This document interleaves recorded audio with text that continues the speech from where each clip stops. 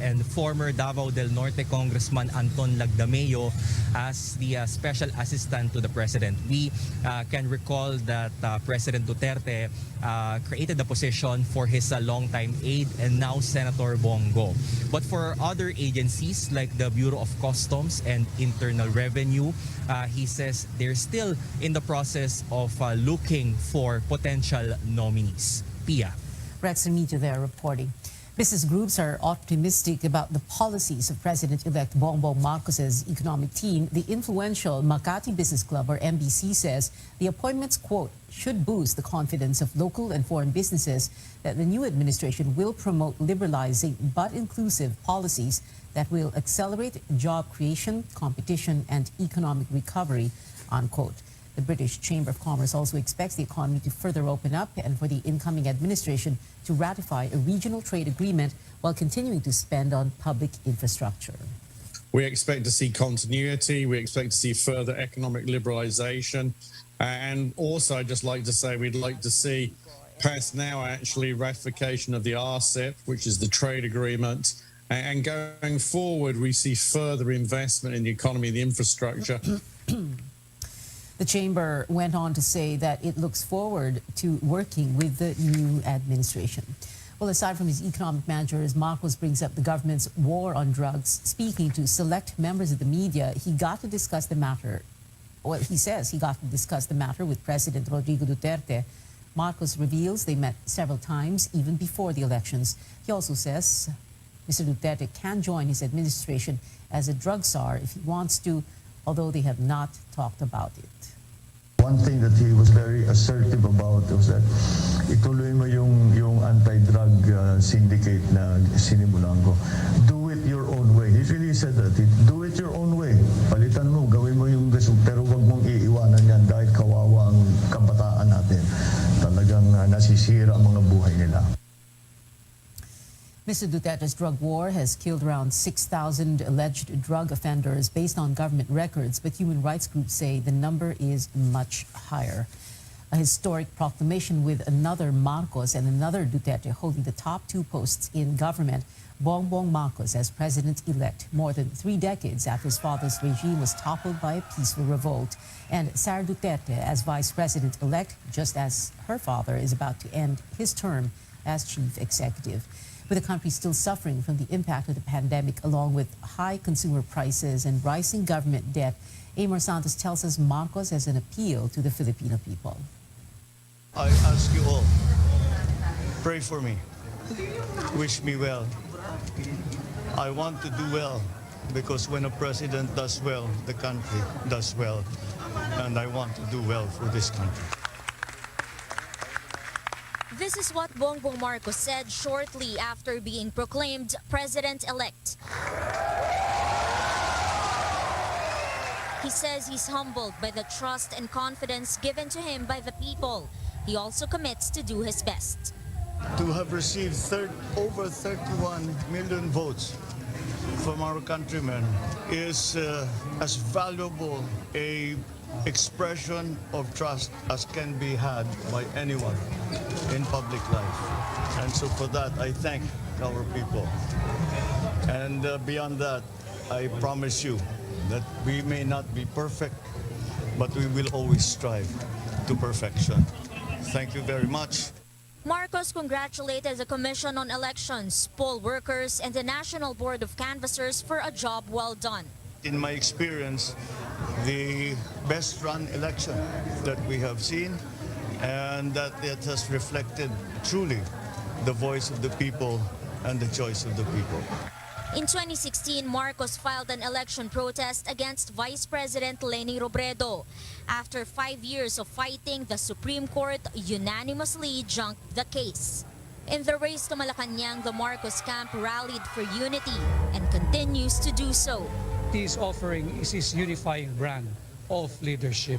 He is now the president-elect. He's been proclaimed by the joint houses of Congress, and he will be president of all Filipinos. He will be president of every Filipino.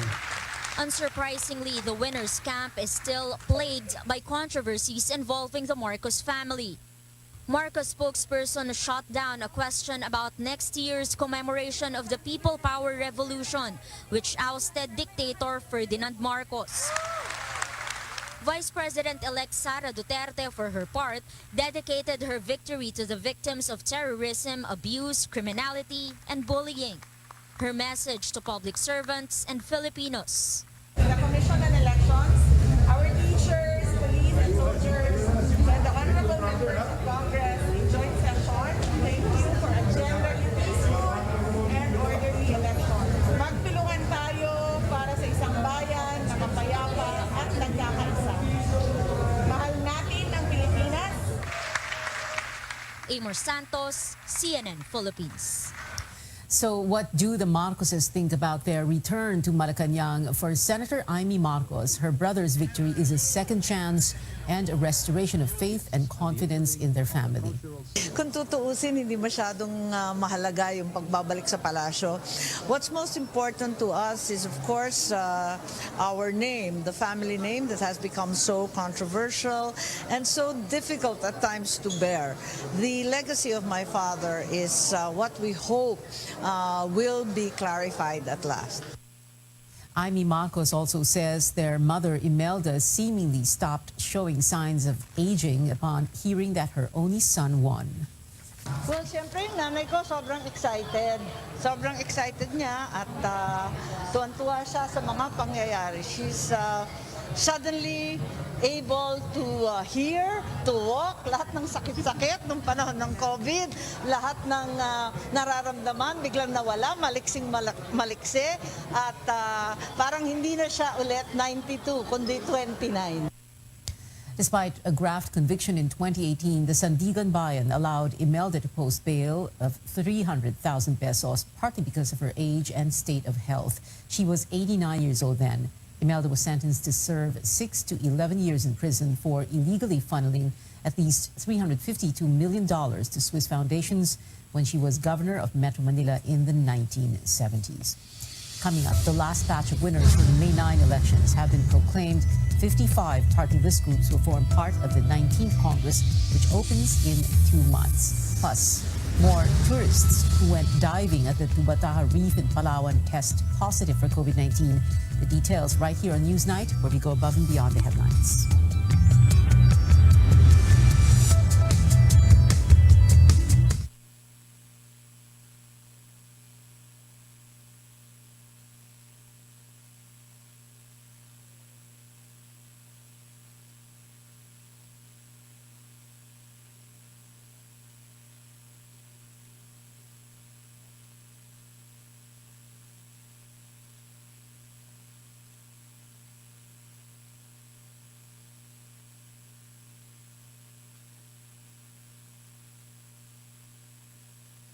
SMC, San Miguel Corporation. Bisag unsang industriya ang sudlan niini, tinguha sa SMC ang pag-uswag o paglabo sa mga Pilipino. Karon, gikan sa SMC, aniya na ang SMC Davao Cement.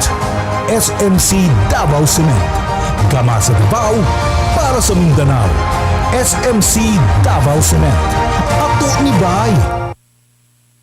SMC, San Miguel Corporation.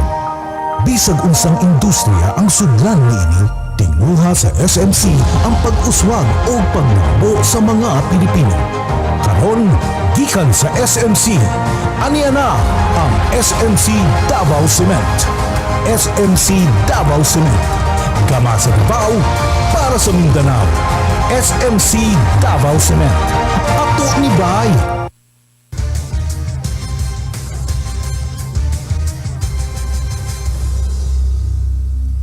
This is Newsnight on CNN. Philippines. Congress has proclaimed the winning... COMELEC, the Commission on Elections, has proclaimed the winning party lists for the incoming 19th Congress. Joining us for more details is Melissa Lopez, reporting live from the Philippine International Convention Center in Pasay. Mel? The 55 party list will officially form part of the 19th Congress, which opens in July.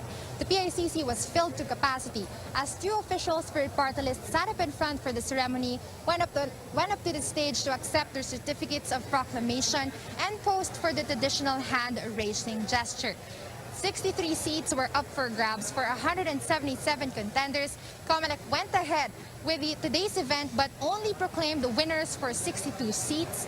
The list is on your screen. That's because the group United Senior Citizens, ranked 37th, was excluded as its registration as a party list was denied. The case is still on appeal before the COMELEC and Bank. However, longtime party lists Kabataan and Gabriela have been proclaimed with 1 seat each despite a request from the government's NTF-ELCAC to cancel their registration. Who will be part of the next Congress? 15 of the 55 party lists are first-timers. The rest have representatives serving as lawmakers since 2019. Meanwhile, some of the long-serving party lists in previous Congresses did not make it, like Buhay and Bayan Muna. Some party lists are represented by the likes of religious leader Brother Eddie Villanueva for Sivac, TV host Carla Estrada for Tingog, Senator Bong Revilla's son Brian for Agimat, and Senator-elect Rafi Tulfo's wife Jocelyn for ACT-CIS. Others led by showbiz icons did not make it. But here is COMELEC's explanation. Whether they belong to the sector that they represent or they are advocate of the sector that they represent. There were some awkward moments as the Magsasaka and Senior Citizens Party List had warring factions with two sets of nominees present today. COMELEC decided not to hand over the certificate nor raise any hands pending resolution. P3PWD of former COMELEC Commissioner Rowena Guanzon did not send any representatives, leaving the stage empty. Anti-crime group ACT-CIS topped the race and got 3 seats, while those in the 2nd to 6th spots got 2 each. Transport Group 1 rider, Visayan Region Party List Tingog, Pro-Livelihood Group for Peace, Ako Bicol, and Sagip. The rest of the party list groups will field 1 representative each in the next Congress to help pass laws, craft the national budget, and maintain checks and balances for the Marcos Duterte administration. Back to you, Pia. Melissa Lopez there reporting from the PICC Forum tent in Pasay.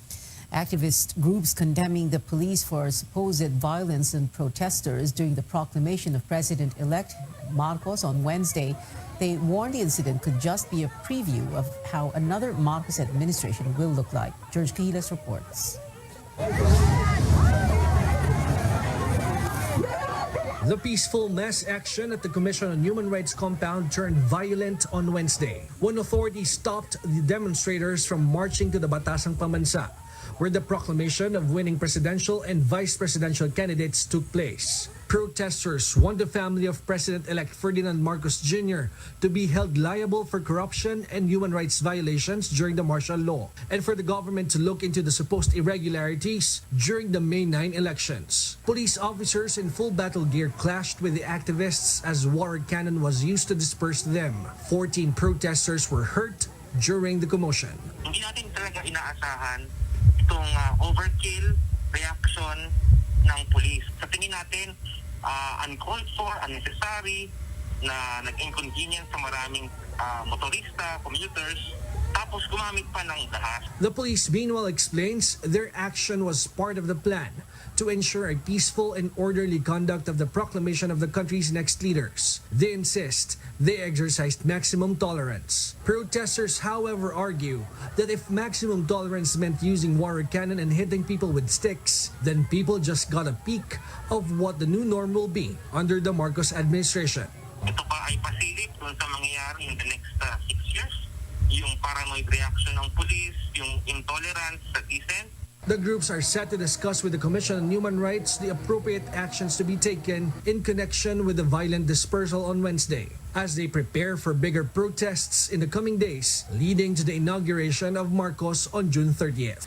George Cahiles, CNN Philippines. The Senate unanimously approves a bill creating the Bulacan Airport City Special Economic Zone and Freeport, or the Bulacan Eco Zone.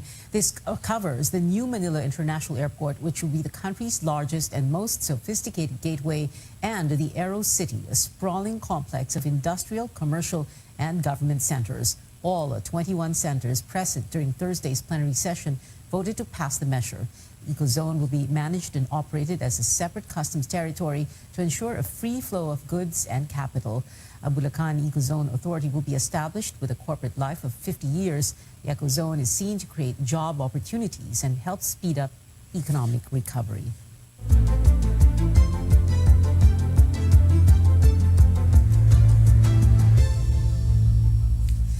More tourists that went diving at the Tubataha Reef in Palawan have tested positive for COVID-19. Experts are checking the samples of 14 foreign travelers and 2 local crew members for variants of concern. 5 of the tourists, or 5 of them, had mild symptoms after traveling to Puerto Princesa City last May 14th. All 16 individuals are now in isolation.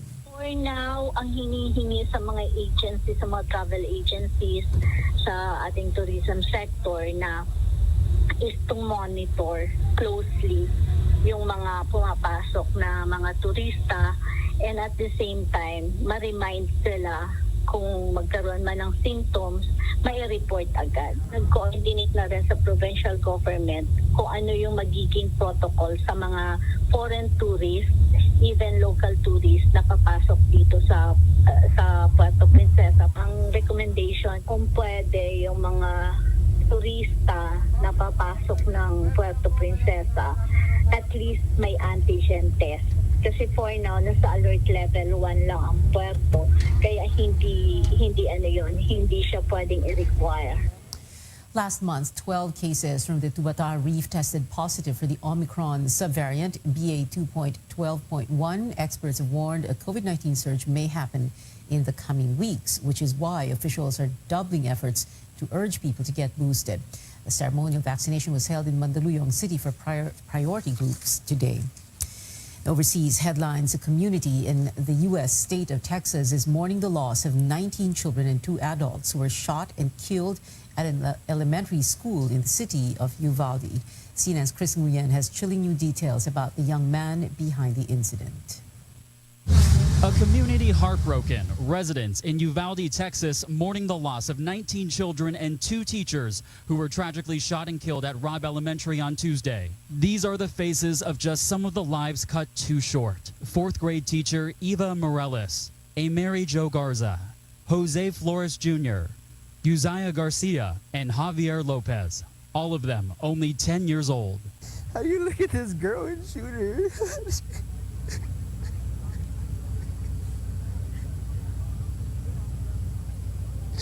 Oh, my baby. How do you shoot my baby? Chilling new details emerging about the suspected gunman. Police say he shot his grandmother before going to the school and opening fire on a 4th grade class. Officials say he purchased 2 assault-style rifles for his 18th birthday. What can you tell us about your grandson? Did you ever know he had firearms? No, I didn't know. If I had known, I would have reported him. As the community grapples with this horrific tragedy, politicians are demanding action to curb gun violence. The idea that an 18-year-old can walk into a store and buy weapons of war designed and marketed to kill is, I think, just wrong. I'm Chris Wynn reporting. CNN obtained proof the gunman initially sent a series of messages to a girl he met online about his plans. Coming up on Newsnight, in Susan Ross's funeral earlier, friends and family look back at the star's impact beyond the film industry. Plus, who broke the Eastern Conference Finals tie in Game 5, the Miami Heat or the Boston Celtics? NBA updates after the break.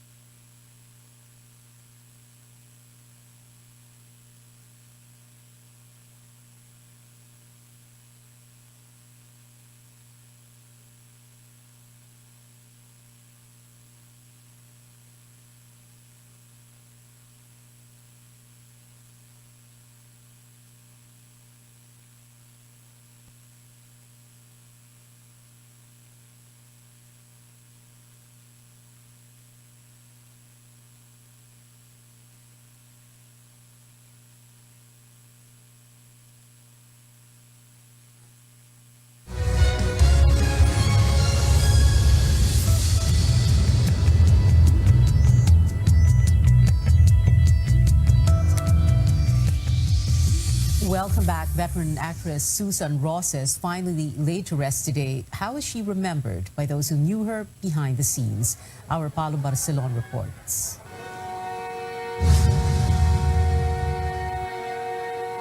"17 years after her husband passed on, the Queen of Philippine movies is reunited with her king. Susan Roses was laid to rest past noon Thursday beside the tomb of Fernando Poe Jr. at the Manila North Cemetery. Her daughter, Senator Grace Poe, family, friends, and fellow actors were there to bid their last farewell. People close to Roses remembered her for two things: her kindness and the good times they had with the woman they call Tita Susan. Alaga ako niyan mula nung bata ako, very thoughtful sa akin, laruan, tsokolate, ganyan. Lagi niya alala. Napakalungkot po din. Kasi napasyado malapit po ako sa pamilya nila. Naabutan niyo ako ng papel.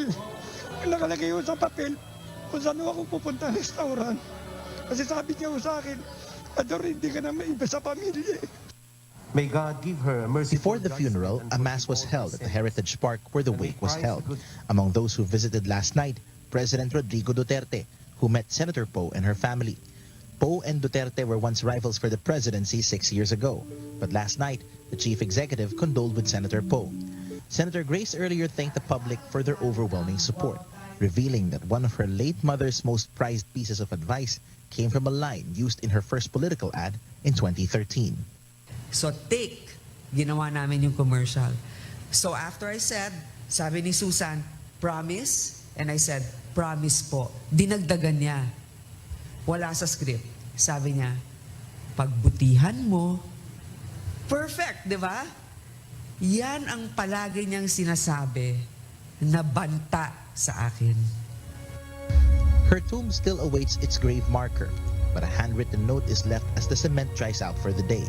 It says JSP, the initials of Roses' real name, Jesusa Sonora Poe, followed by "We love you," words from her family, friends, and supporters, now that the Queen is finally reunited with her one and only, the King. Paulo Barcelon, CNN Philippines. Moving on to sports news, Justin Baltazar from the De La Salle Green Archers is suiting up for the Hiroshima Dragonflies in Japan's B-League. The star athlete signed a contract with the Dragonflies for the 2022 to 2023 season. Big man Baltazar initially applied for the PBA rookie draft, but later withdrew his name. Now off to the NBA, the Boston Celtics snatched the Eastern Conference Finals lead at 3-2. The team defeated the Miami Heat in Game 5, 93-80, after an impressive turnaround in the third quarter. Now if the Celtics win Game 6 this Saturday, 8:30 a.m. Philippine time, they head to the finals. In the Western Conference Finals, it's do or die again for the Dallas Mavericks at Game 5 tomorrow, 9 a.m. The Golden State Warriors are a win away from advancing to the finals. After 19 seasons, the Ellen DeGeneres Show says goodbye tomorrow. The final episode is slated for Friday morning Philippine time. Ellen said, "As fun as it is, it's just not a challenge anymore." She was the first lead actor in a sitcom to come out as gay back in 1997. A few years later, the Ellen DeGeneres Show was born. There were reports last summer of a toxic work environment, but Ellen now says this is not why she's ending the show, calling her staff her family.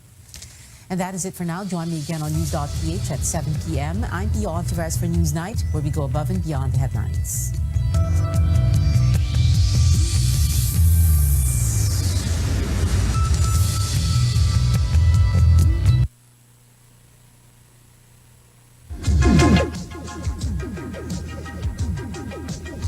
RPN, Radio Philippines Network Incorporated, DXKO.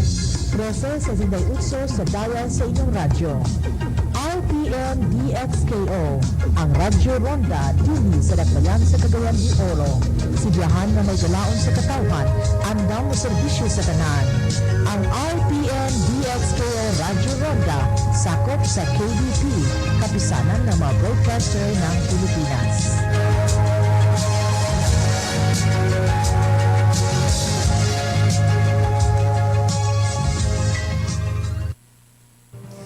When Filipino votes on May 9, all hands will be on deck. And among those hands, the Armed Forces, the Philippine National Police, the Parish Pastoral Council for Responsible Voting, or PPCRV, and the National Movement for Free Elections, or NAMFREL.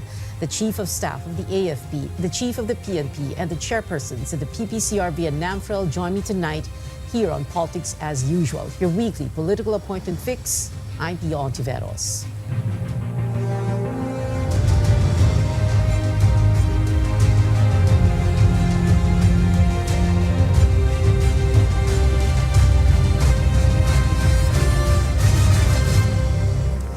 Welcome to the show. Armed Forces Chief of Staff General Andres Andy Centino, Philippine National Police Chief General Jonard Carlos, PPCRV Chairperson Myla Villanueva, and NAMFREL Chair Gus Lagman. Thank you very much for being with us tonight, 6 days before the May 9 election. So let's begin with this. Let's talk about, very briefly, the roles of each of your organizations. We need to remind the viewers, the voters, citizens who are watching right now. General Centino. Yeah, the Armed Forces of the Philippines, together with the PNP and the Philippine Coast Guard, are deputized agencies by the COMELEC to ensure that we are able to secure the elections starting from way back January of this year, during the election period until election day, and then when the election period is over.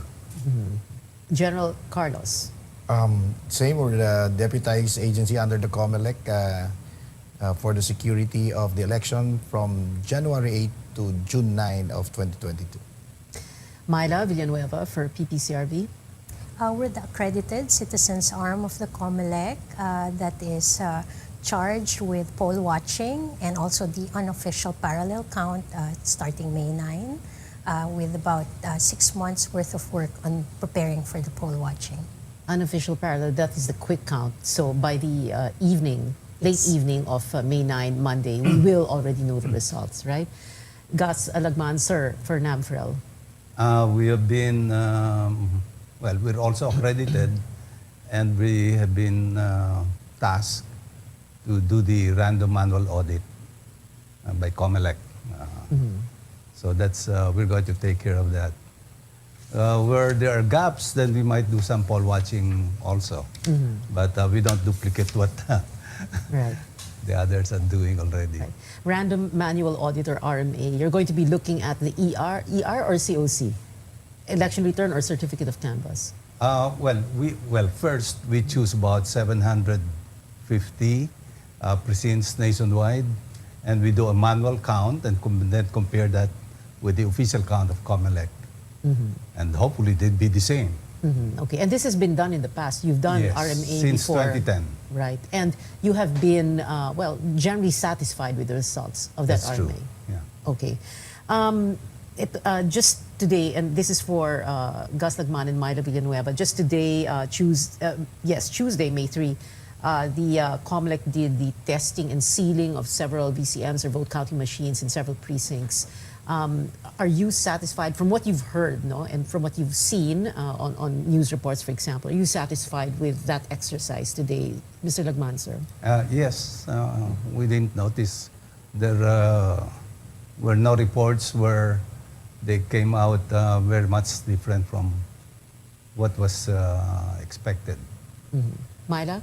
Yeah, so for our listeners, the final testing and sealing is supposed to take 10 ballots and to be voted upon and fed to the machine to see if the machines count properly. And they did. They did, and it did what it was supposed to do.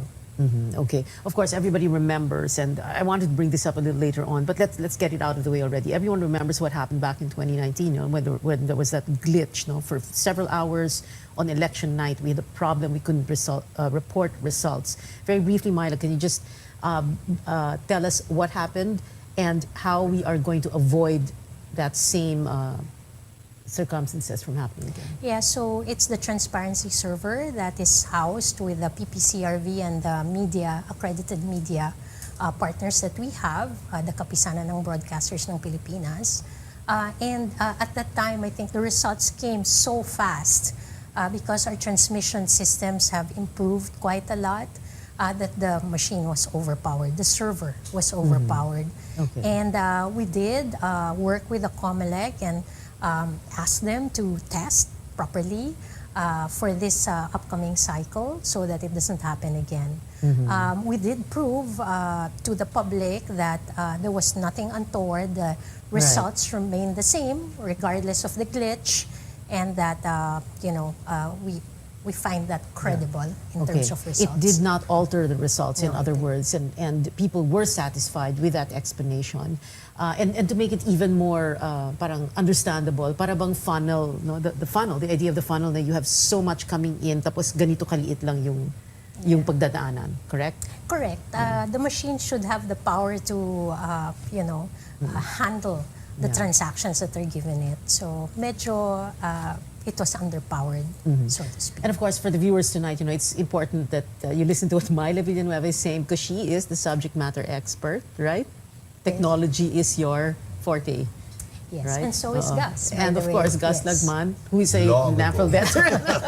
Long ago, nung manual pang elections na mamaya pag-usapan pa natin yon.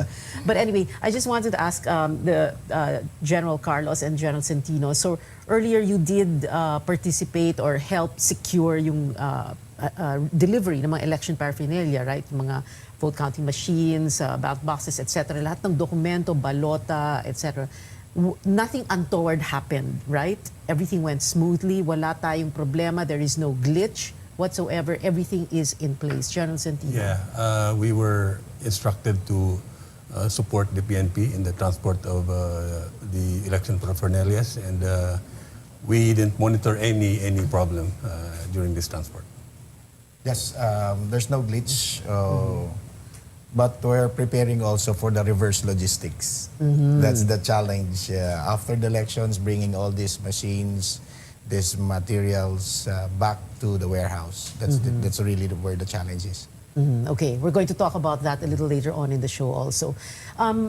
This is for, again, for General Andy Centino and General John Carlos. Let's talk about, in general muna, ano itong mga risk factors natin na pinag-uusapan when we talk about election day and right before election day, the eve of election day itself, and following election day. Tapos iisa-isahin natin to lahat. General Centino. Yeah. In the past elections, we have monitored incidents related to elections, and these are the risks that we have to consider in deployment of our forces. That's why we have to establish checkpoints in coordination, of course, with the PNP. There will be use, perhaps, of some armed men. By some politicians, and we will be ready for that. In fact, our checkpoints have resulted to some arrests of possessions of illegal firearms. And these are the things that will continue even up to the last day of the campaign and even up to election day. General Carlos. Yes, all the preparations were done before the election period. Counting of our police security that are detailed to VIPs or protectee, especially those that are going to be candidates for this election. So we followed the Alunan doctrine of the President of only deploying 2, but with the approval of the COMELEC in the deployment of these security personnel. And then we look at that, we did a threat assessment on all these candidates because they did file their candidacy as early as October. So then we follow the regular checkpoints with the armed forces, our COMELEC gun ban checkpoints daily. And then after that, we look at the materials, the equipment that we have, and do we have enough mobility equipment and the deployment of personnel. So we try to maximize the deployment of all PNP personnel for these elections. We're only keeping as our reserve force those who voted during the absentee voting. All admin personnel will be deployed where they can vote. That's our plan. So we're maximizing presence of the police in all these polling centers and polling precincts and centers. And then our quick reaction teams with the Armed Forces of the Philippines, and then securing the hub for this equipment, the forward deploy and the reverse deployment of this equipment, including the COMELEC offices, coordinate with the telcos, with the power companies, and look at the possible weather condition on the D-Day. So all of these are put into in the planning, and then the signal in the different polling centers. So ito, we look at this and communicated with the telcos and the power companies if we can be provided the proper supply. General Carlos, both you and General Centino are saying that you have everything covered at kayong bahala. That's right. Murphy's Law. Murphy's Law. Thank you. But I was about to say, every time we have an election, it's always the last few days before the election na, everybody's on edge, tensyonado lahat ng tao. And syempre, ang iniisip natin, ano ba yung mga imminent threats to the election? That's a question I'm going to ask General Carlos and General Centino. When we come back, we will be back after this very quick break. Politics as usual. We'll be right back. Stay tuned.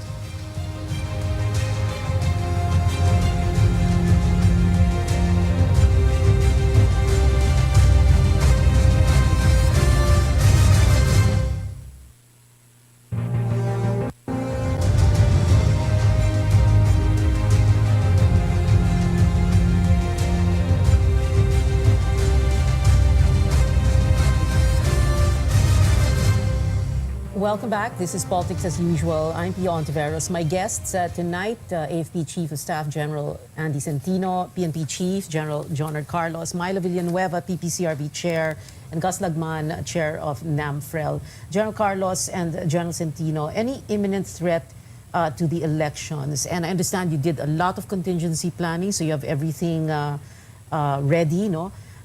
May what-ifs kayo, what to do.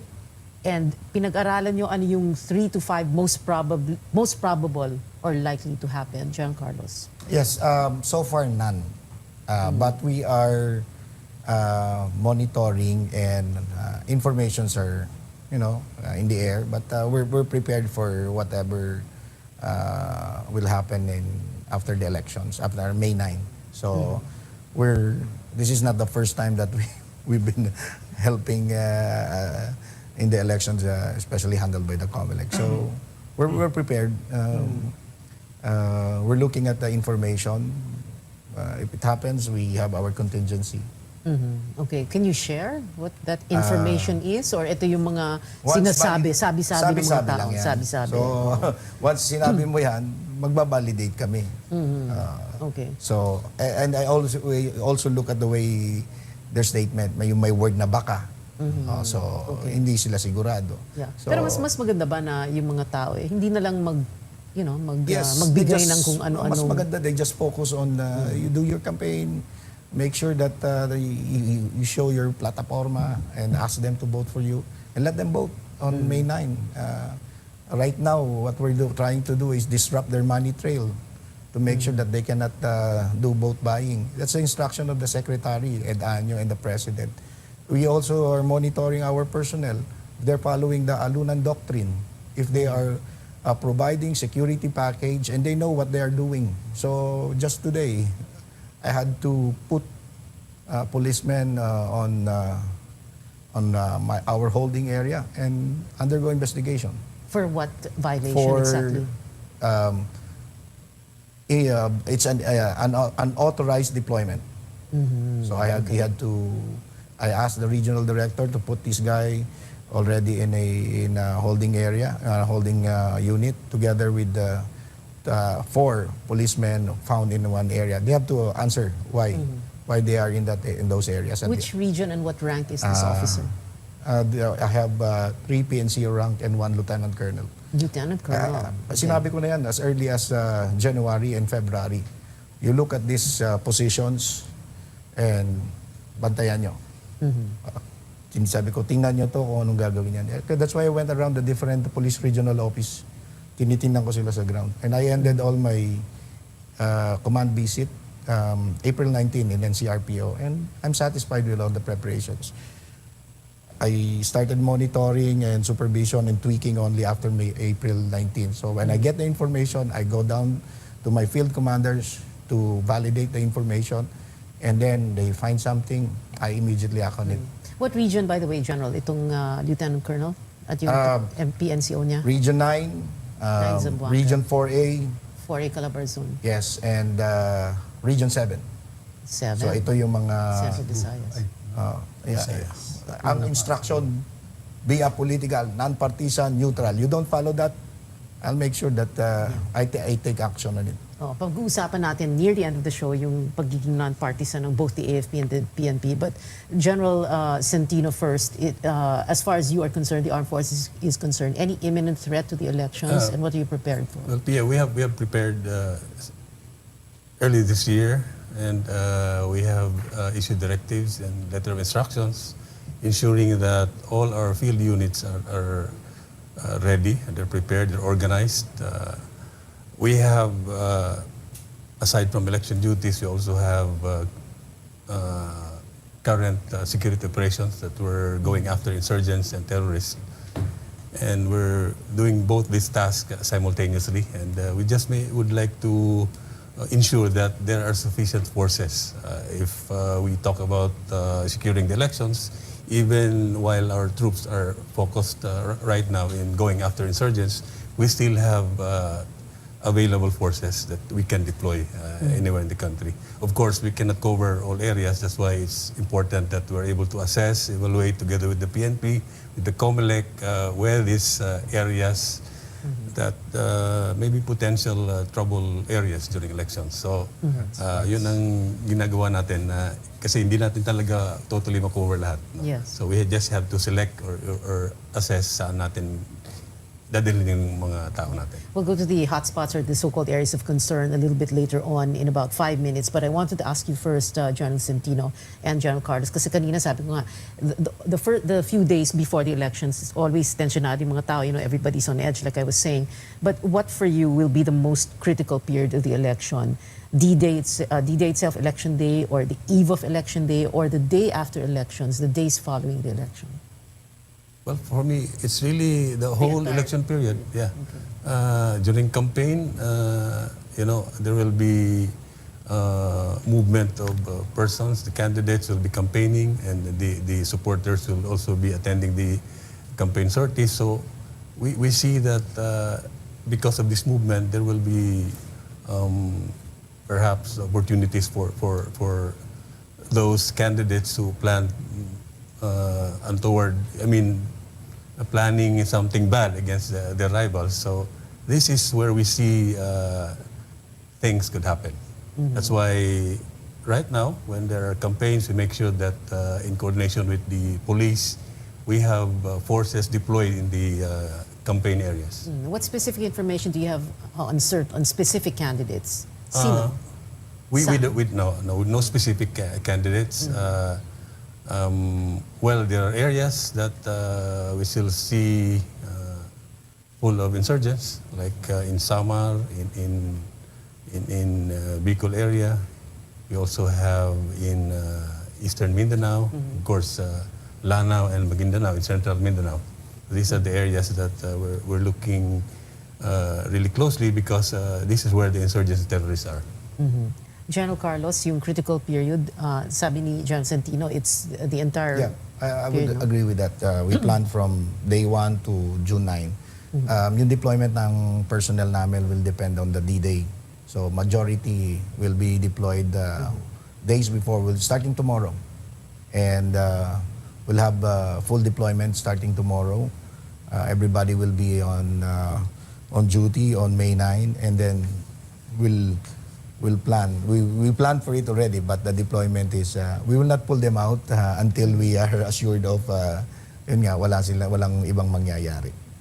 Pag-usapan natin yung post-election scenario. Are you also prepared for any contingency in for example, some camps or campaigns contesting the outcome of the elections, whether on the local or the national level, that could trigger some unrest, some civil disturbance, any protests? Meron na bang ganong pinag-aaralang scenario? We're prepared for civil disturbance management operation, yung CDM namin. Yeah. We Which is the usual. You the always usual, do this, yes. every We election. started practicing for May 1, nothing happened. So we're continuing our practice and information gathering until election day, and then let's see. We're prepared for that. I'm always coordinating with Andy Centino, and we'll as deputized agency of the COMELEC, we'll get the instructions coming from the COMELEC. But we're ready. John Centino. We also have CDM units prepared. I-rehearse din natin kung anong gagawin. Maximum tolerance, yung mga tinuturo natin na make sure that when we deploy these units, if ever there will be disturbances happening within the bounds of the law. Okay. And by the way, just to point out, magbimista kayo, your classmates, so it's easier to coordinate. And teka muna, General Carlos, because you are your retirement date is May 8, the day before the election. Paano yun? Bitin, dead. Well, we will get the orders from the commander-in-chief. I'm by law, it's May 8, so that's a Sunday, a day before election. Yes, but it's so weird. Di ba? May mga naman po yan, nasa batas yan. So what is legal can be done, then it can be done. Okay, But, it's just that we're at a very critical period. Yes. No, we have election day and the post-election scenario, of course. But anyway, more from our guests when we return. This is Politics as Usual. Be right back.